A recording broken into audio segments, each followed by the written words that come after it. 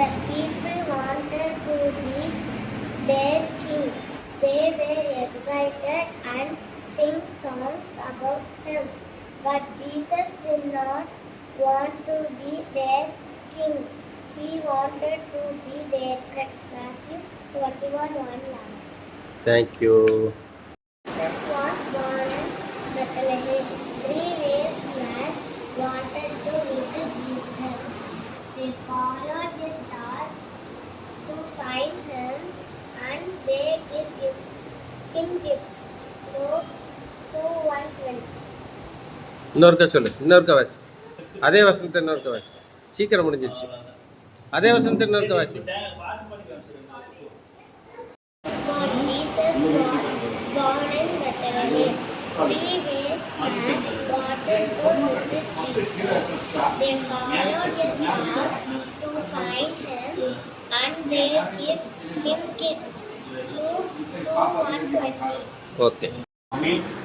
வீடுமாக அப்பா எங்கள் குடும்பமாக அந்த இடத்துல சேர்த்து அனைவரே அரசனுடைய அந்த குடும்ப ஜபத்துக்கு அப்பா எங்களை அழைத்து அனைவரும் உங்களுடைய பிரச்சனை அந்த வீட்டில் இறங்கும்படியாக நாங்கள் ஜெபிக்கிறோம் சாமி.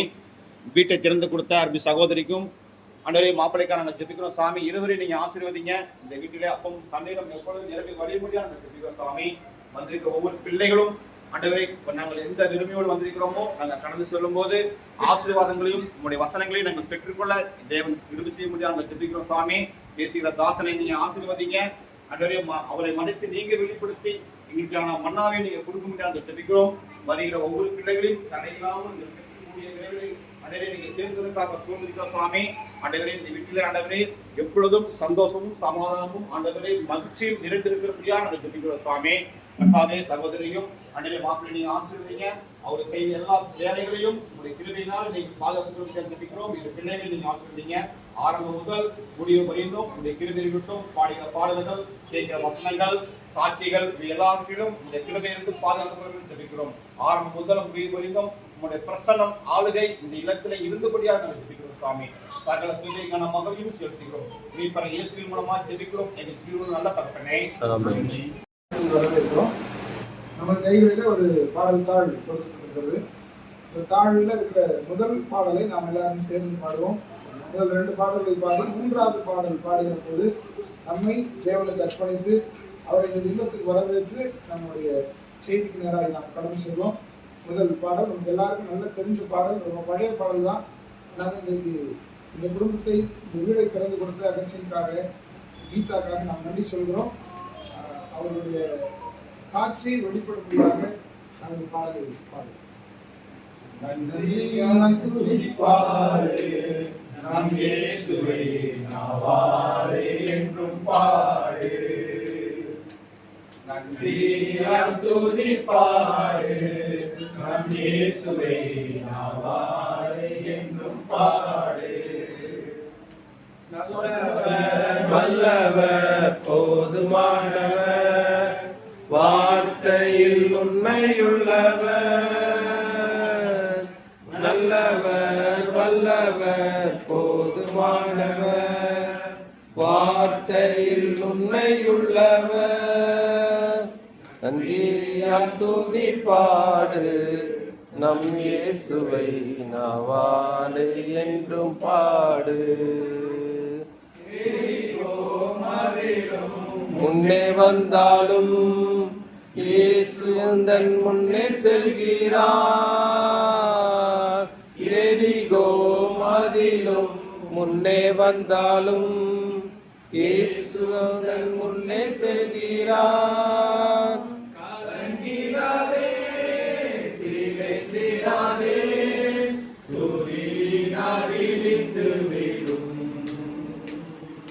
கலங்கிடாதே துதித்திடாதே, துதியினால் விளைந்து விடும். நன்றியால் துதி பாடு நம் இயேசுவை நாவாலே என்றும் பாடு. செங்கடல் நம்மை சூழ்ந்து கொண்டாலும் சிலுவையின் நிழல் உண்டு. செங்கடல் நம்மை சூழ்ந்து கொண்டாலும் சிலுவையின் நிழலுண்டு. பாடிடுவோம் துதித்திடுவோம், பாதைகள் கிடைத்துவிடும். பாடிடுவோம் துதித்திடுவோம், பாதைகள் கிடைத்துவிடும். நன்றியால் துதி பாடு, நம் இயேசுவை நாவாடு என்றும் பாடு. ஒளியார் நம்மை எதிர்த்து வந்தாலும் கொஞ்சமும் பயம் வேண்டாம். ஒளியார் நம்மை எதிர்த்து வந்தாலும் கொஞ்சமும் பயம் வேண்டாம். இயேசு என்னும் நாமம் உண்டு, என்றே ஜெயித்திடுவோம். இயேசு என்னும் நாமம் உண்டு, என்றே ஜெயித்திடுவோம். நன்றியால் துதி பாடு, நம் இயேசுவை நாவாடு என்றும் பாடு. அப்படியே நம்ம அடுத்த பாடல் தேவா நாம் எதினால் விசேஷித்தோம்.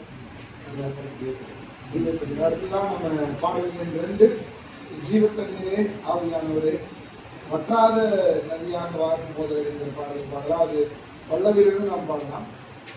கண்காலளவு போதாதையா, முழங்காலளவு போதாதையா, கண்காலளவு போதாதையா, முழங்காலளவு போதாதையா. நீதி நீதி மூழ்கணுமே, நீதி நீதி மூழ்கணுமே, மிதந்து மிதந்து மகிழணுமே, மிதந்து மிதந்து மகிழணுமே. ஜீவத்தண்ணீரே ஆவியானவரே, வற்றாத நீயாக மாறும் போதகரே. ஜீவத்தண்ணீரே ஆவியானவரே, வற்றாத நீயாக மாறும் போதகரே. மாறுமையா போதகரே, பருமையா போதகரே, வற்றாத ஜீவ நதியாக, வற்றாத ஜீவ நதியாக. போகும் இடமெல்லாம் ஆரோக்கியமே, பாயும் இடமெல்லாம் பரிசுத்தமே. போகும் இடமெல்லாம் ஆரோக்கியமே, பாயும் இடமெல்லாம் பரிசுத்தமே. சேரும் இடமெல்லாம் மாறுதலே, சேரும் இடமெல்லாம் மாறுதலே. செல்லும் இடமெல்லாம் செழிப்புத்தானே, செல்லும் இடமெல்லாம் செழிப்புத்தானே. வறுமையா போதகரே, வறுமையா போதகரே, வற்றாத ஜீவ நதியாக, வற்றாத ஜீவ நதியாக. கோடி கோடி மீனவர் கூட்டம் ஓடி ஓடி வலை வீசணும். கோடி கோடி மீனவர் கூட்டம் ஓடி ஓடி வலை வீசணும். பாடி பாடி மீன் பிடிக்கணும், பாடி பாடி மீன் பிடிக்கணும். ஆள் சேர்க்கணும், பரலோக தேவனுக்கு ஆள் சேர்க்கணும். வறுமையா போதகரே, வறுமையா போதகரே, வற்றாத ஜீவ நதியாக, வற்றாத ஜீவ நதியாக. கோடி கோடி கரையோர மரங்கள் ஏராளமாய் கனி தர வேண்டும் தாராளமாய், கரையோர மரங்கள் ஏராளமாய் கனி தர வேண்டும் தாராளமாய். இலைகள் எல்லாம் மருந்தாகணும், இலைகள் எல்லாம் மருந்தாகணும், கனிகள் எல்லாம் உறைவாகணும், கனிகள் எல்லாம் உணவாகணும். வாருமையா போதகரே, வாருமையா போதகரே, வற்றாத ஜீவ நதியாக, வற்றாத ஜீவ நதியாக. நீரே ஆவியானவரே, வற்றாத நதியாக வாரும் போதகரே. ஜீவ தண்ணீரே ஆவியானவரே, வற்றாத ஜீயாக வாரும் போதகரே.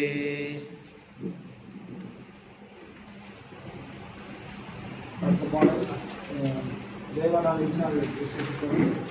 அதை நாம் இருக்கும் இடத்தில் சென்று தேவனை மையப்படுத்தி பாடலை பாடுவோம்.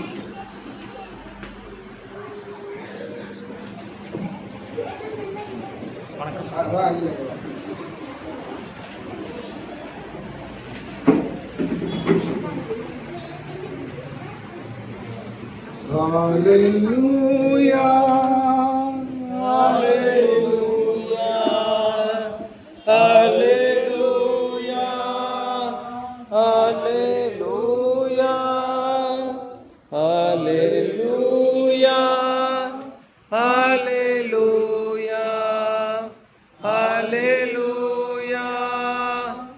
Hallelujah, Hallelujah, Hallelujah, Hallelujah, Hallelujah. மேகஸ்தம்பம் மேலிருந்து பாதுகாக்குது, பாதுகாக்க பகலெல்லாம் கூட வருது. மேக சம்பம் மேலிருந்து பாதுகாக்குது, பாதை காட்ட பகலெல்லாம் கூட செல்லுது. அன்பான தேவன் என்னோடு வருவார், அது போதும் என் வாழ்விலே. அன்பான தேவன் என்னோடு வருவார், அது போதும் நம் வாழ்விலே.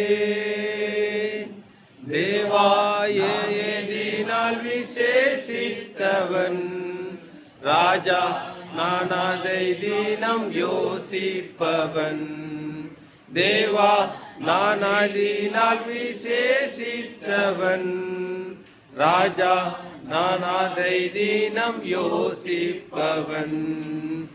எதினால் இது எதினால் நீர் என்னோடு வருவதினால், எதினால் இது எதினால் நீர் என்னோடு வருவதினால்.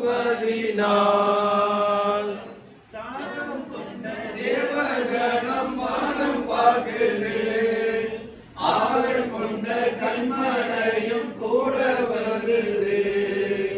தாரம் கொண்ட தேவகணம் வானம் பார்க்குது, ஆவல் கொண்ட கண்மலையும் கூட செல்லுது. எங்கே தமிழெல்லாம் என் தேவன் தீர்ப்பார், சந்தோஷம் நான் காணுவேன். எங்கே தமிழெல்லாம் என் தேவன் தீர்ப்பார், சந்தோஷம் நான் காணுவேன். தேவா, நான் எதினால் விசேஷித்தவன் ராஜா, நான் அதை தினம் யோசிப்பவன். தேவா, நான் எதினால் விசேஷித்தவன்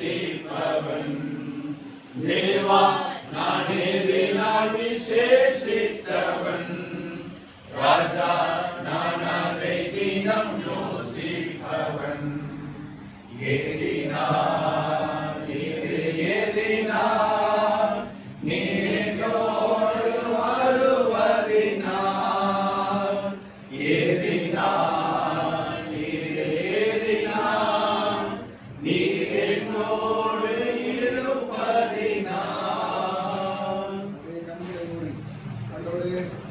நீர் எங்களோடு இருப்பதினால் என்னுடைய தேவைகளெல்லாம் நிறைவாகிறதுக்காக நாங்கள் நன்றி செலுத்துகிறோம்.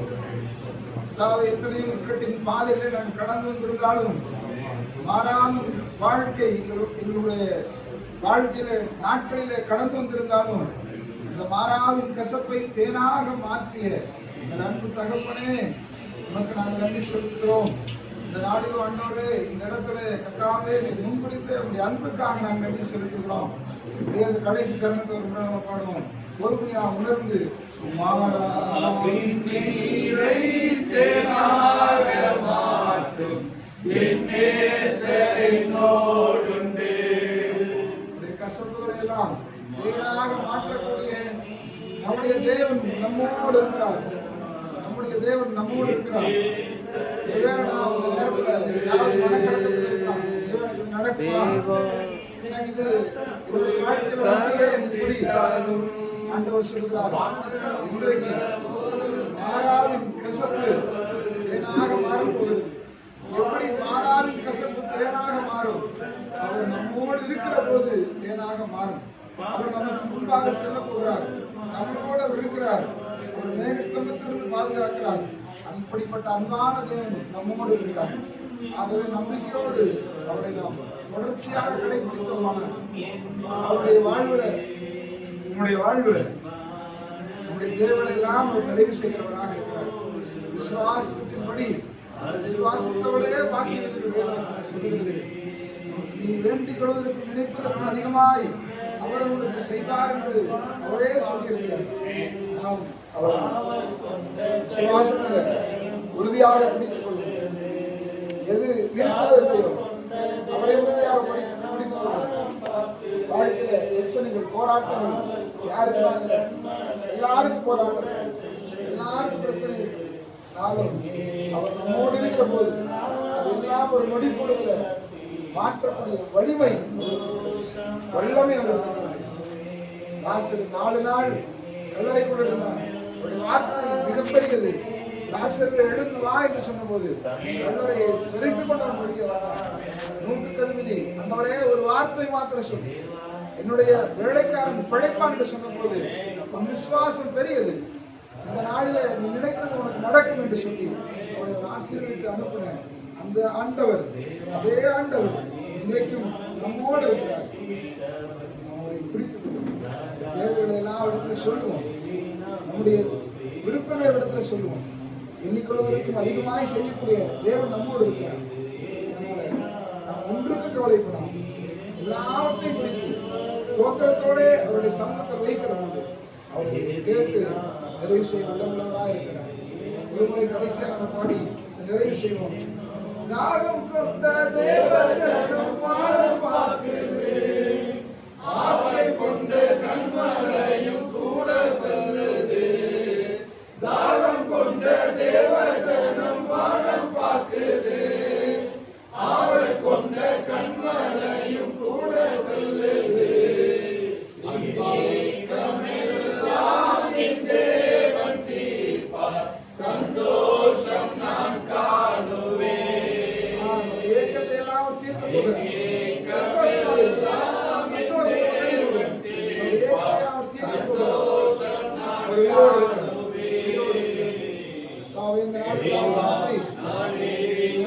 விசேஷித்தவன் ராஜா நான் அதை தினம் யோசிப்பவன்.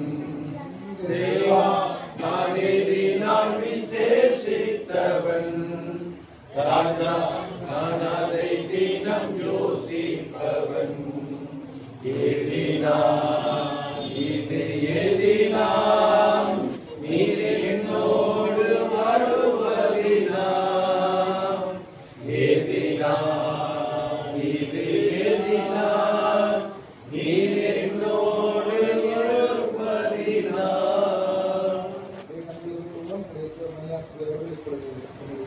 ஜெபத்துக்காக வழிநடத்துவார்.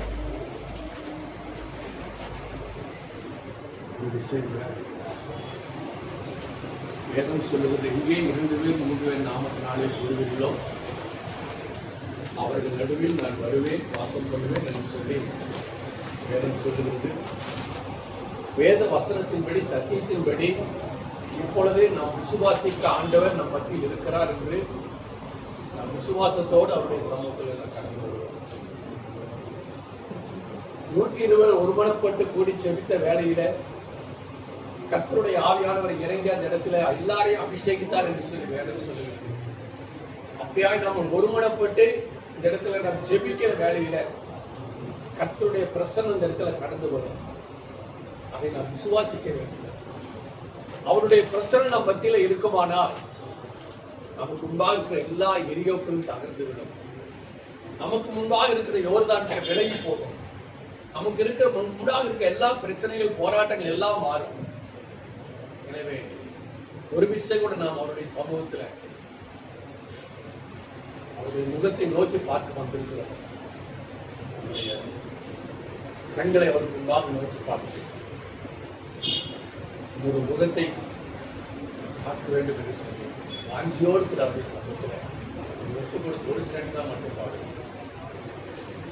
உங்க முகத்தை பார்க்கணுமே ஏசையா, உங்க முகத்தை பார்க்கணுமே ஏசையா, உங்க முகத்தை பார்க்கணுமே ஏசையா, உங்க முகத்தை பார்க்கணுமே ஏசையா.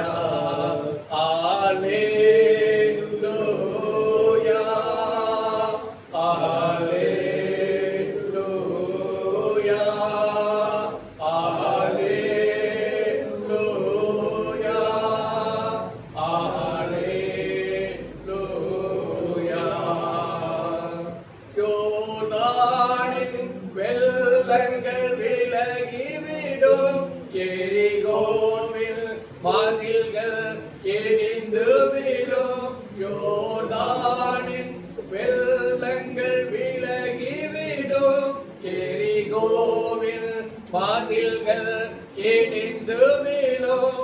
உங்க முகத்தை பார்க்கணுமே ஏசையா, உங்க முகத்தை பார்க்கணுமே ஏசையா, உங்க முகத்தை பார்க்கணுமே ஏசையா, உங்க முகத்தை பார்க்கணுமே ஏசையா.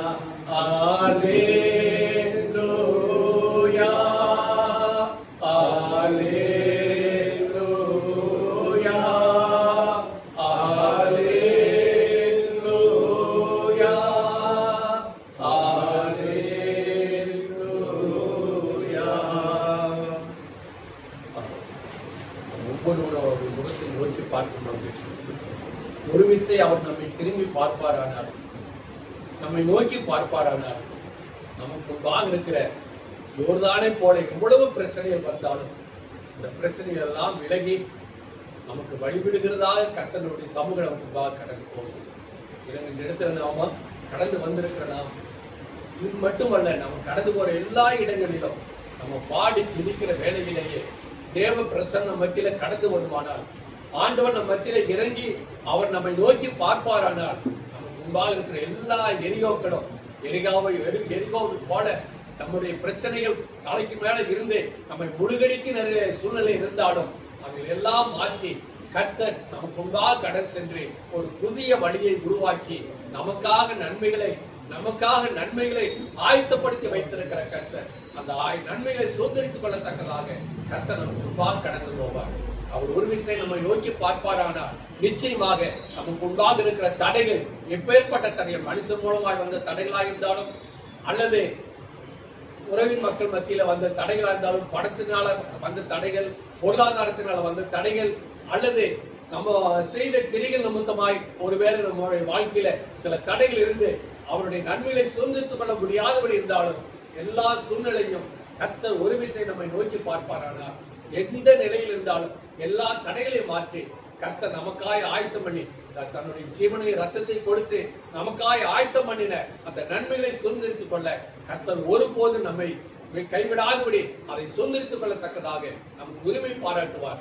எனவே நாம் எப்பொழுதும் அவருடைய சமூகத்துல கடந்து வரும் பொழுது ஆண்டவரே உடைய முகத்தை நாங்கள் பார்க்க வந்திருக்கிறோம், நீர் எங்களோடு கூட பேசும், எங்களை ஆண்டவரே உடைய முகத்தை நோக்கி பார்க்கிற எங்களுக்கு உடைய முகத்தை காண்பியும், உடைய முகத்தின் வல்லமையை, உடைய முகத்தின் பிரகாசத்தை, மகிமையை நாங்கள் காணத்தக்கதாக கர்த்தர்களுக்கு உதவி செய்யும் என்று சொல்லி நாம் கேட்போமானால் நிச்சயமாய் கர்த்தர் நம் மத்தியில பெரிய காரியங்களை செய்வார்.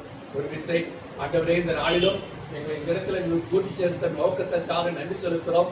ஆண்டவரே சோத்திரையா, நாங்கள் உங்களை விட்டு தூரமாய் விலகி போனாலும் கர்த்தரைகளை மறுபடியுமாய் இணைத்து இந்த சர்வ வல்லவர் ஆலயத்தினுடைய அந்த குடும்ப கூடிகளை நாங்கள் ஒரு விசை கூட அருமையான மகனோடு கூட பிள்ளைகளோடு கூட இந்த வீட்டில் உடைய நன்மைகள் வந்து தங்கத்தக்கதாக நாங்கள் குடும்பமாய் ஒருமனப்பட்டு ஒரே ஆவினாலே ஒரே ரத்தத்தினாலே இணைக்கப்பட்டவர்களாய் நாங்கள் கடந்து வந்திருக்கிறோம். ஆண்டவரே இந்த இடத்துல உங்களுடைய பிரசன்னம் கடந்து வரட்டும், உங்களுடைய வார்த்தைகள் வெளிப்படட்டும், அந்த வார்த்தை எங்களுக்குள்ள நிலைத்திருந்து கனி கொடுக்கும்படியாக கர்த்தர் கிருபை செய்ய வேண்டுமா சொல்லிக்கிறோம். சகல துதிக்கான மகிமையான தொகுப்பை செலுத்துகிறோம். இயேசு கிறிஸ்து நாமத்தாலே வேண்டிக் கொள்கிறோம் பிதாவே. ஆமென். யோபுக்கு நிருபம் சங்கீதம் 151 மாறிமாறி வருஷத்தில் எழுதப்பட்ட சங்கீதம் 121. எனக்கு ஒத்தாசை வரும் பரவலுக்கு மேலாக என் கண்களை ஏறிடுகிறேன். உன் காதல் நல்லா உன்னை காய்க்கிறவர் உறங்கா தூங்குவதில்லை. கர்த்தர் உன்னை காய்க்கிறார். கர்த்தர் உன் மனது மற்றும் நல்லா இருக்கிறார். கர்த்தர் உன்னை எல்லா தீங்கும் விலக்கி காப்பார். அவர்கள் ஆத்மாவை காப்பார்.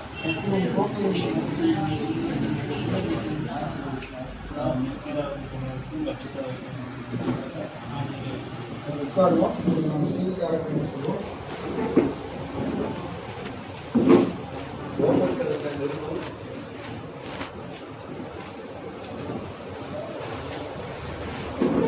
15ஆம் அதிகாரம்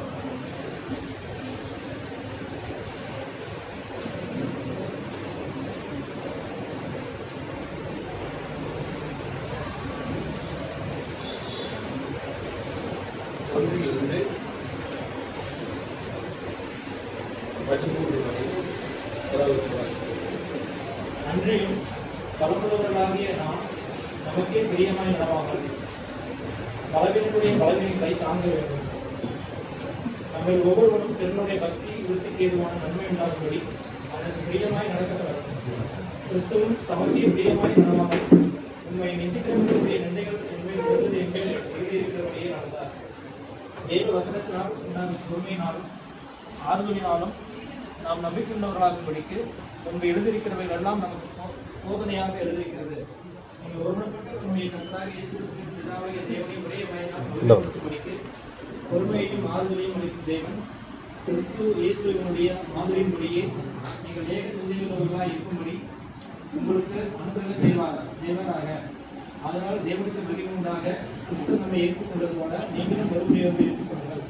மேலும் பிதாக்களுக்கு பண்ணப்பட்ட வாக்குத்தத்தங்களை உறுதியாக முடித்து தேவனுடைய சத்தியத்தின் நிமித்தம் இயேசு கிறிஸ்து விட்டு சேதம் உள்ளவர்களுக்கு ஊழியக்காரர்கள் என்றும் புரஜாதியாரும் இரக்கம் பெற்றது நிமித்தம் தேவனை மகிமைப்படுத்துகிறார்கள் என்றும் சொல்லுகிறேன். அந்தபடி இது நிமித்தம் நான் புரஜாதிகளுக்குள்ளே உண்மை அறிக்கை பண்ணி உன்னுடைய நாமத்தை சொல்லி சங்கீதம் பாடுவேன் என்று எழுதியிருக்கிறது. மேலும் புரஜாதிகளே அவருடைய ஜனங்களோட கூட கலிபுறுவன் என்கிறார். மேலும் புரஜாதிகளே எல்லாரும் கர்த்தரை துதியுங்கள், ஜனங்களே எல்லாரும் அவரை புகழுங்கள் என்றும் சொல்லுகிறார்கள்.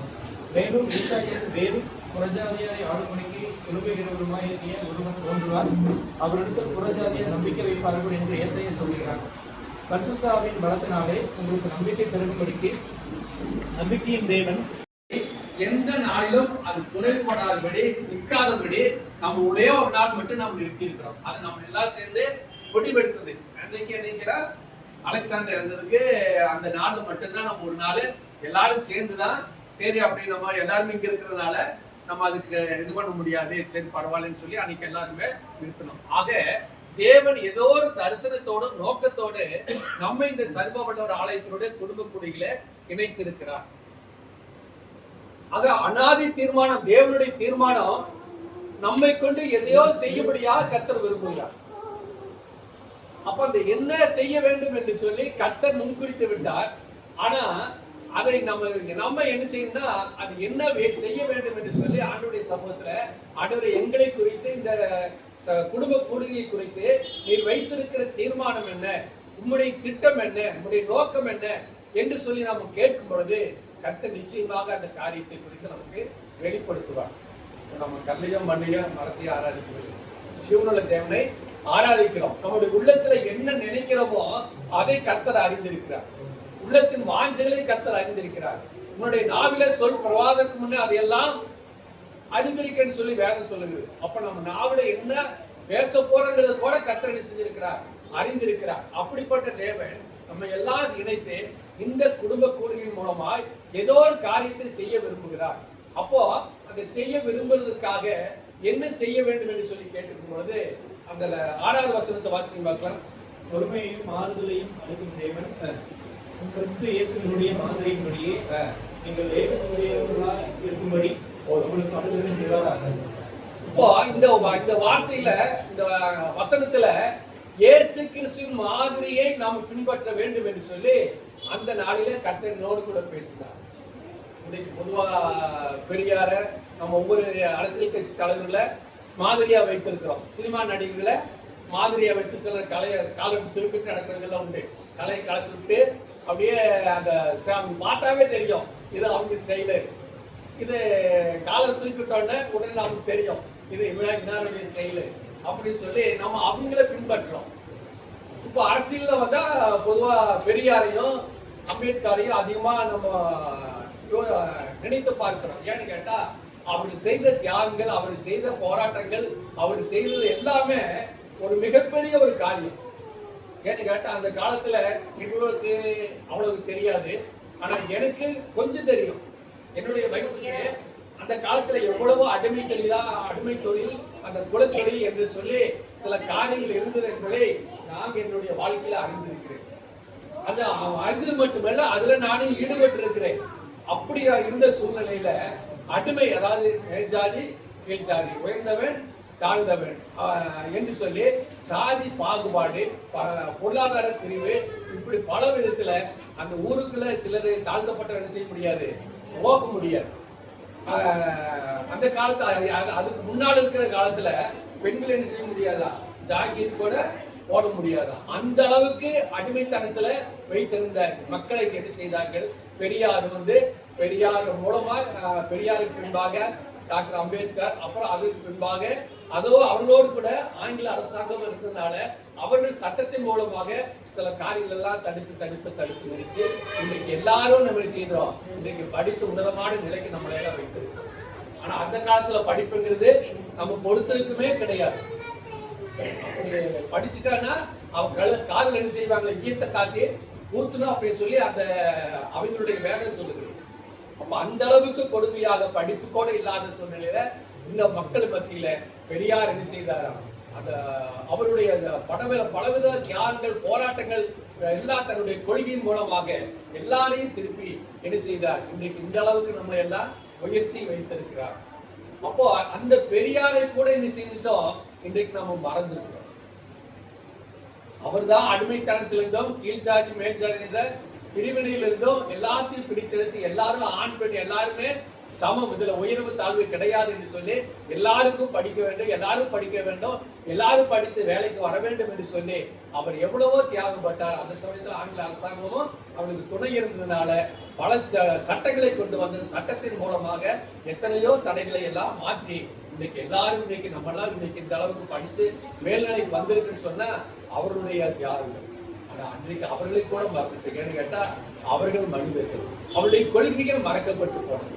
ஆனா இன்றைக்கு நம்முடைய ஆண்டவராகிய இயேசு கிறிஸ்துவின் வார்த்தை என்றைக்கும் மாறாதது. கிட்டத்தட்ட இயேசு கிறிஸ்து 2000 வருடத்துக்கு முன்பாக இன்றைக்கு வரைக்கும் அவருடைய கொள்கை என்ன செய்யல, மாறவில்லை. அவர் மாறவில்லை, அவருடைய போதனைகள் மாறவில்லை.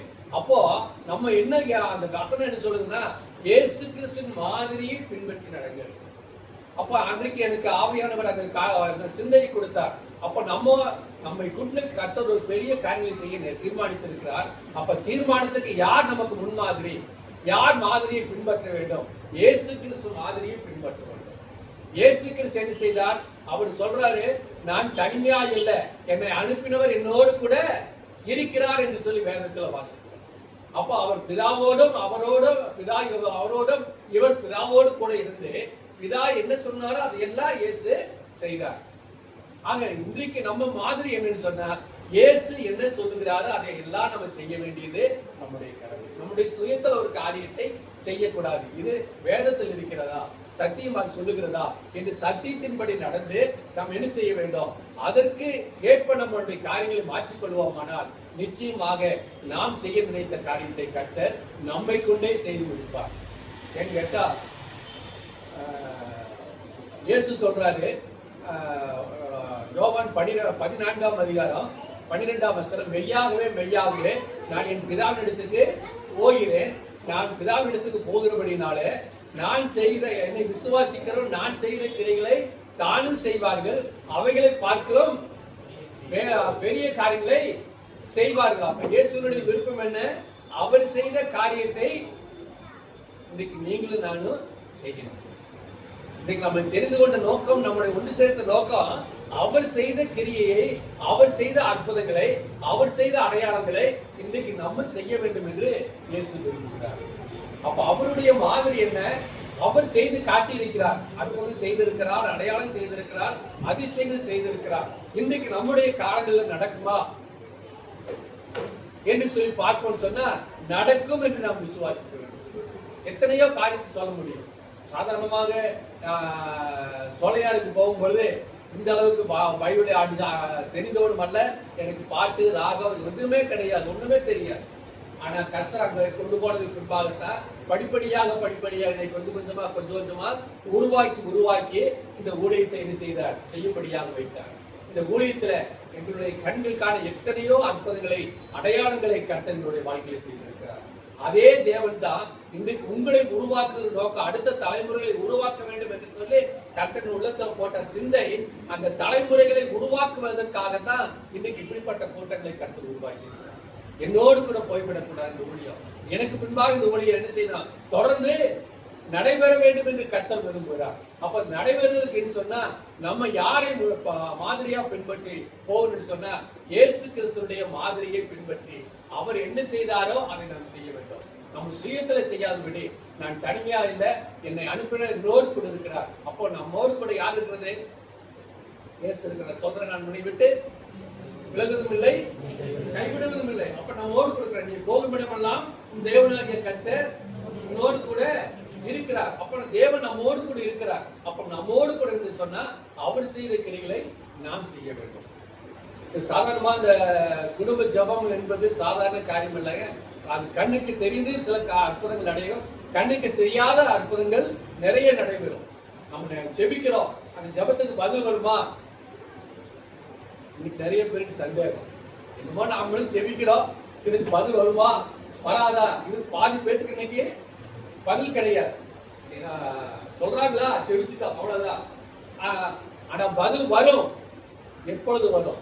ஒரு சில நேரத்துல சீக்கிரமா வரும், சில நேரத்துல கொஞ்சம் தாமதமா வரும். ஒரு சில காரியங்கள்ல வருட கணக்காகலாம். இப்போ பெரசா குளத்துல படுத்திருந்தவன் 38 வருடம்.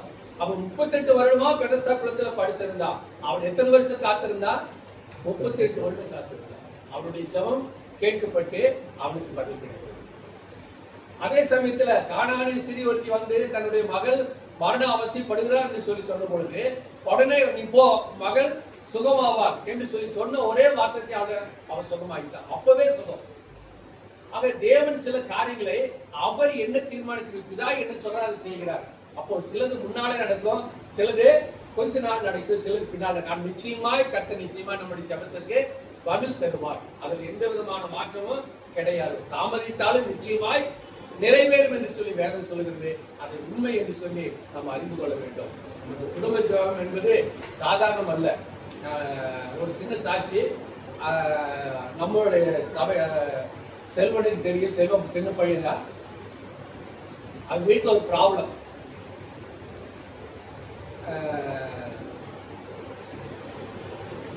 நான் ஃபர்ஸ்ட் டிவிஷனுக்கு போகிறேன்.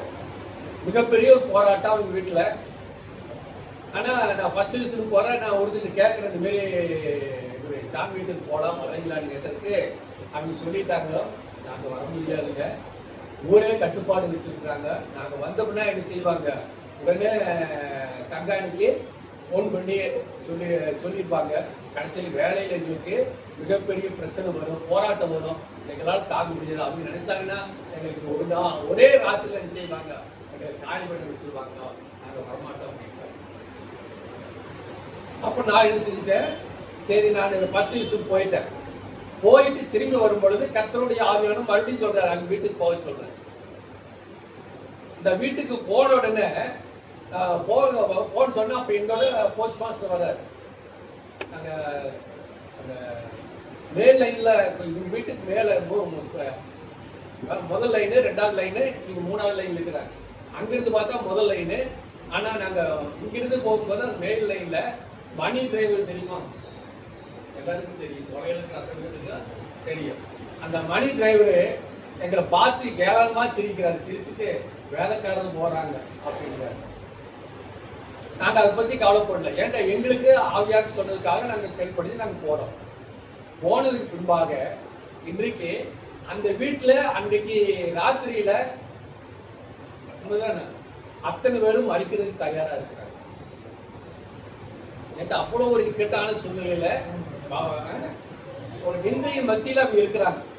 அதனால காலையில் என்ன செய்யணும், நாங்க மறித்து போற குடும்பமா மறிக்கலாம்னு சொல்லி அன்றைக்கு ராத்திரில தீர்மானம் பண்ணி இருக்கிறாங்க.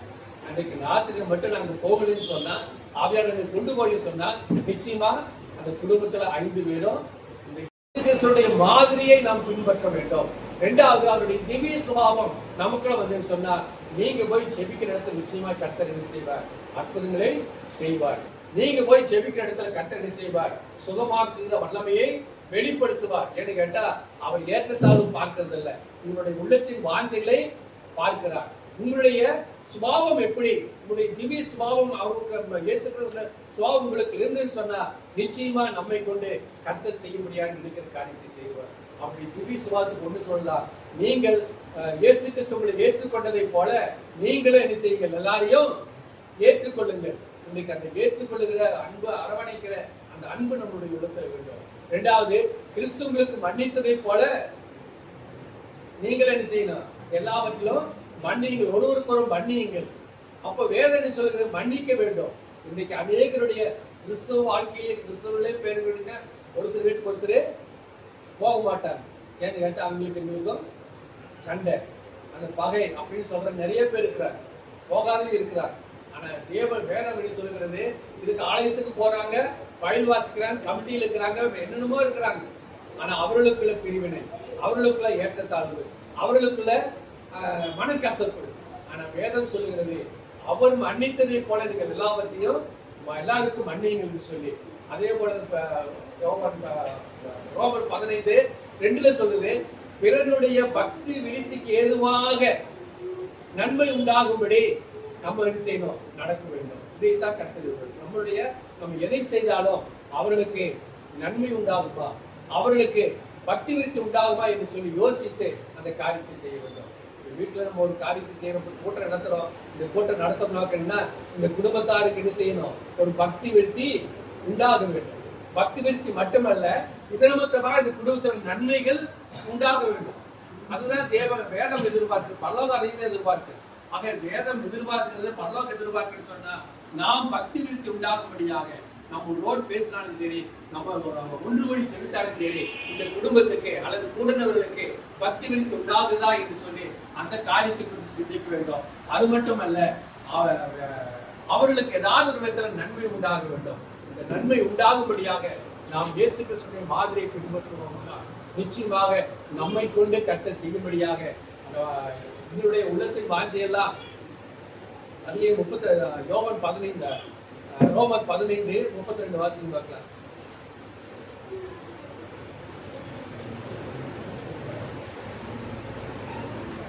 நீங்கள் தேவனை நோக்கி செய்யும் ஜெபங்களில் நீங்கள் தேவனை நோக்கி செய்யும் ஜெபம் நான் போராடுவது போல் நான் போராடுவது போல நீங்களும் என்னோடு கூட போராடும்படி நம்முடைய கர்த்தராகிய இயேசு கிறிஸ்து நிமித்தமும் ஆவியானுடைய அன்பின் நிமித்தமும் உங்களை வேண்டிக் கொள்கிறேன். உங்களை வேண்டிக் கொள்கிறேன். இப்ப நானும் அதைத்தான் வேண்டிக் கொள்கிறேன்.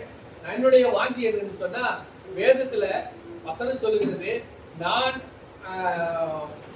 பிதாவினிடத்துக்கு போய் நான் திரும்பி வந்து உங்களுக்காக ஒரு ஸ்தலத்தை ஆயத்தம் பண்ண விட்டு நான் உங்களிடத்தில் வந்து உங்களோடு கூட என்ன செய்வேன், என்னோடு கூட அழைத்துக் கொள்வேன்னு சொல்றாரு.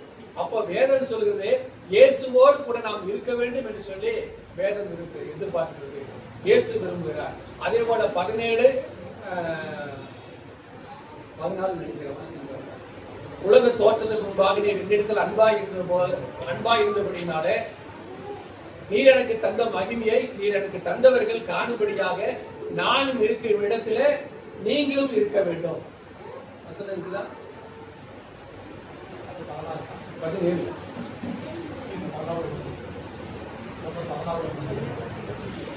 ரோமர்ல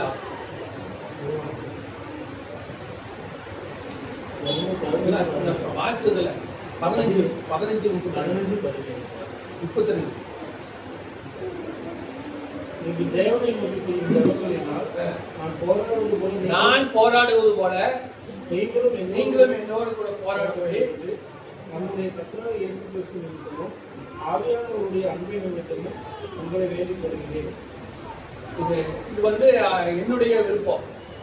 என்னுடைய விருப்பம் மட்டுமல்ல, ஆண்டவருடைய விருப்பம் என்று சொன்னா அவர் சொல்றாரு, நானும் இருக்கும் இடத்தில் நீங்கள் இருக்க வேண்டும். ஜெயங்கொள்ளுகிறவன் வெண்வஸ்திரம் தரித்தவனா என்னோடு கூட வாசம் பண்ணுவார். வெளிப்படுத்தல வருது. ஆக தேவன் பரலோகம் நம்மை எப்படி எதிர்பார்க்க சொன்னா, நம்ம இயேசுவோடு கூட இருக்க வேண்டும் என்று எதிர்பார்க்க.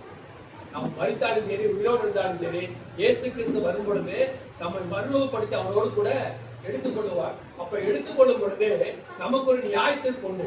அந்த நியாய தீர்ப்புல நாம் கர்த்தருடைய மகிமையை காணும்படியாக நம்ம என்ன செய்யணும், அந்த பரிசுத்த சாயலை நாம் கற்றுக் கொள்ள வேண்டும். அதைத்தான் தேவன் எதிர்பார்க்கிறார். இன்னைக்கு என்னுடைய வாஞ்சி என்ன, நான் மட்டுமல்ல, நான் எங்கெல்லாம் போய் ஊழியம் செய்யும்படியாய் கர்த்தருக்கு வாசலை திறந்து கொடுத்தாரோ, எங்கெல்லாம் பாடுபடியாய் ஜெபிக்கும்படியாய் அற்புதங்கள் அடையாளங்களை செய்தாரோ, அத்தனை குடும்பத்தில் இருக்கிற அத்தனை மக்களும் அவர் பரலோகத்தில் என்ன செய்ய வேண்டும், வாசப்பட வேண்டும். இயேசுவோடு கூட வெண்வஸ்திரம் தரித்தவர்களாய் நாங்கள் அத்தனை பேரும் என்ன செய்யணும், அவருடைய ராஜ்யத்தில் பிரவேசிக்க வேண்டும். அதுதான் என்னுடைய அன்றாட ஜெபம். அதற்காக நான் போராடி செய்து கொண்டிருக்கிறேன். அடுத்த தலைமுறை உருவாக வேண்டும். ஆண்டவரே, இதோ எங்களோடு போய்விடக்கூடாது. எனக்கு பின்பாக ஒரு அடுத்த தலைமுறை உருவாக வேண்டும். அந்த உருவாக வேண்டும் என்பது என்னுடைய போராட்டம், என்னுடைய ஜெபம். அதே போல நம்ம ஒவ்வொருடையும் அப்படிப்பட்ட ஜெபத்தோடு கூட நம்ம ஓட்டத்தை ஓடுவோமானால் நிச்சயமாக கர்த்தர் நம்முடைய கண்களுக்கு முன்பாக அந்த ரோமர் 15:18 வசனம் சொல்லுது, புறஜாதியாரே வார்த்தையினாலும் செய்யினாலும் கீழ்ப்படிய பண்ணும்படிக்கு அற்புத அடையாளங்கள் பலத்தினாலும் தேவாவின் பலத்தினாலும் கிறிஸ்துவானவர் என்னை கொண்டு நடப்பித்தவைகளை சொல்வதல்லாமல் வேற ஒன்றையும்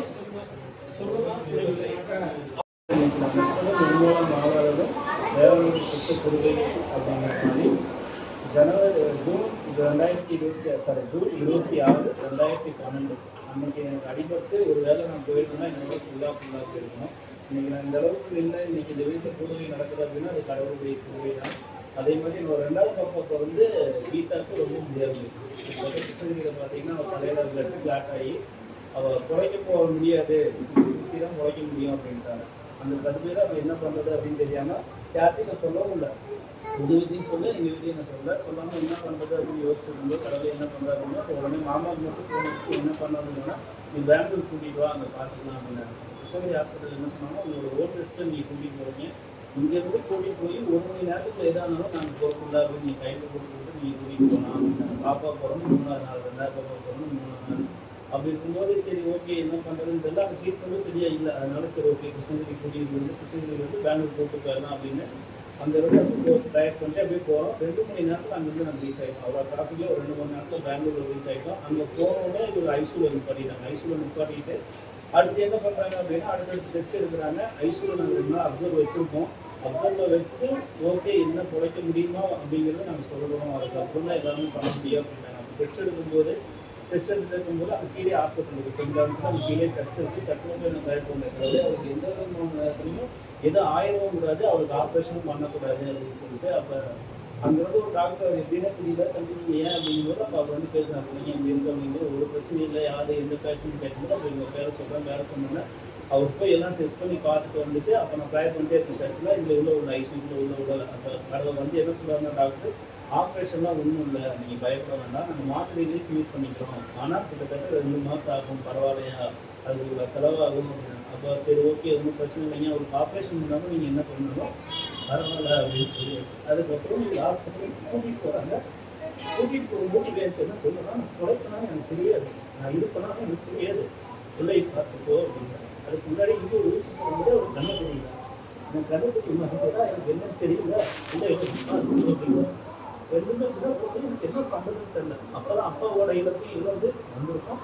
அடுத்து இல்லை அப்படிங்கும்போது என்ன பண்ணன்னு தெரியல. சரி அப்படியும் ட்ரை பண்ணுற கடவுள் இவரோட இதில் வந்துட்டு எந்த விதமான கத்தியும் வைக்கக்கூடாது, எதுவும் ஆகக்கூடாது, இவர் குறைக்கணும் அப்படின்னு சொல்கிறோம். கிட்டத்தட்ட 1 மாதம் பக்கம் அந்த மாதம் கிறிஸ்மஸ் டிசம்பர் மாதம் நவம்பரில் வந்து இப்போ பார்த்தா டிசம்பர் மாதம் அப்படிங்கும்போது இவருக்கு 24ஆம் தேதி வரைக்கும் ஹாஸ்பிட்டலில் தான் இருக்கா.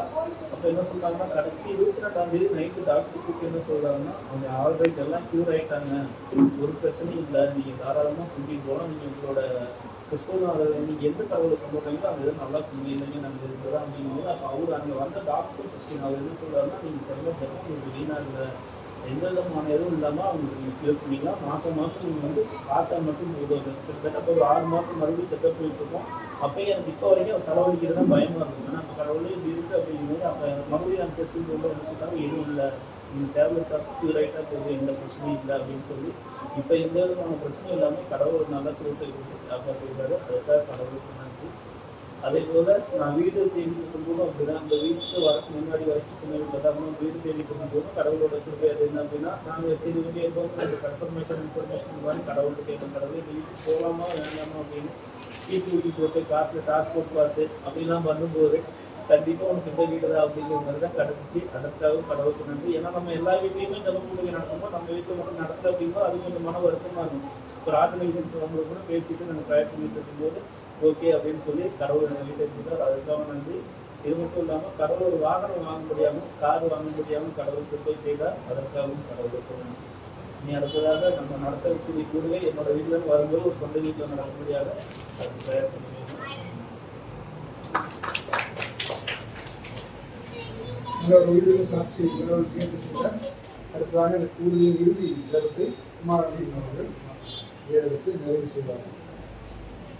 ஜெபம். எங்களை அதிகமாக நேசிக்கிறார்கள் இப்பொழுது மாட்டவரே, நாங்கள் எதிர்பார்த்தபடி அனைத்து குடும்பங்களே நீர் சுகத்திரமாக கூட்டி வந்தீர்கள், அதுக்காக நன்றி செலுத்துகிறோம். குறிப்பாக எங்களை வழி நடத்தி வந்த பணிய ஆசிரியரை கூட ஆசிரியர் அவர்களும் மாட்டவரை இந்த வயது காலத்திலும் நாங்கள் கூட்டுறவர்களுக்கெல்லாம் வந்து நல்ல ஒரு செய்தியை கொடுத்தார், அதுக்காக நன்றி செலுத்துகிறோம். பழைய காலத்து நினைவுகளை பகிர்ந்து கொண்டு அதுக்காக நன்றி செலுத்துகிறோம். அதுபோல வயது முயற்சியை பொருட்படுத்தாமல் இந்த ஜோசப் பண்ணதும் அவருடைய தாயாரும் வந்திருக்கிறார்கள், அவர்களையும் கூட நாங்கள் ஆண்டவரே திட்டத்தின் மூலமாக நாங்கள் காண்கிறோம். அப்பா, அதுக்குள்ள வந்திருக்கிற ஒவ்வொரு குடும்பங்களையும் நாங்கள் ஆண்டவரை ஆசீர்வதிக்கிறோம். ஆண்டவரே, எந்த கஷ்டமும் நஷ்டமோ எந்த விதமான பண பிரச்சனைகளோ வராதபடி நீங்கள் அந்த குடும்பத்தை பாதுகாத்துக் கொள்ள வேண்டும் சொல்கிறோம். குறிப்பாக செபஸ்டின் மற்றும் வந்திருக்கிற ஒவ்வொரு குடும்பங்களிலும் ஆண்டவரை வன்மையாக வெளிப்படுத்த வேண்டும் கெஞ்சுகிறோம். குடும்பமாக குழந்தைகளோடு வந்திருக்கிற அனைத்து உறவின் மக்களையும் ஆண்டவரை நீர் ஆசீர்வதித்தார்கள் கெஞ்சுகிறோம். செபஸ்டினை கூட இந்த வீடை திறந்து கொடுத்து குடும்பத்துடைய நடத்துங்கள் என்று கொடுத்தாரு, அதுக்காக கூட நன்றி செலுத்துகிறோம். அவர்கள் ஆண்டவரை இன்னும் மென்மேலும் ஆசீர்வாதங்களை கண்டு அவர் சொன்னது போல கூடிய விரைவிலே புதிய வீட்டிலே நாங்கள் ஜெபக்குழுவை நடத்துவதற்கான விளக்கத்தை தர வேண்டும் சொல்கிறோம். அவர்களுக்காக நாங்கள் தனி ஜெபங்களிலேயும் குடும்ப ஜெபங்களிலேயும் ஆண்டவரே உபவாச கூடுகையிலே நாங்கள் ஜெபிக்கிற பிள்ளைகளாக மாற்ற வேண்டும் சொல்கிறோம். மீதியான வேலைகளிலும் கூடையிலும் நாங்கள் இந்த ஜெபக்கூட்டத்தை முடித்து நாங்கள் கலைந்து சென்று அனைவரும் நாங்கள் தங்களுடைய வேலைகளை செய்யும் பொழுது நீர் எங்களோடு கூட இருக்க வேண்டுமாய் செய்தியை கேட்டது போல ஆண்டவரே நீர் உங்களுடைய சாட்சி எங்கள் மூலமாக வெளிப்படும் பிள்ளைகளாக ஒவ்வொருவரும் மாறத்தக்கதான சிலாக்கியத்தை தருவதாக கேட்கிறோம். பிதாவே கர்த்தரை ஸ்தோத்திரி. என்னுடைய நாமத்தை ஸ்தோத்திரி. ஆத்மாவே கர்த்தரை ஸ்தோத்திரி.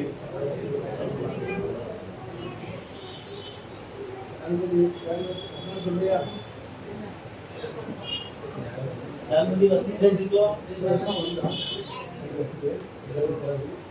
சொல்றியாப்பா? சரி சரி.